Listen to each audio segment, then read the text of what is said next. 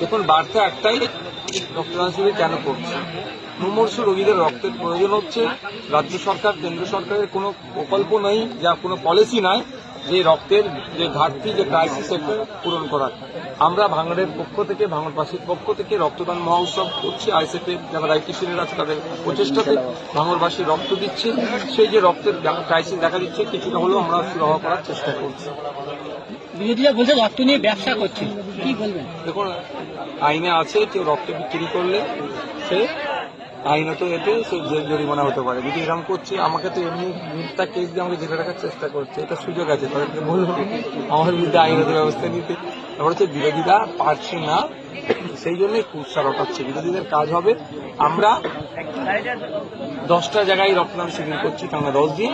বিরোধীদের কাজ অর্থাৎ শাসকের কাজ হবে যে 20টা রক্তদান শিবির করে এটা জবাব দেওয়া, সেটা তারা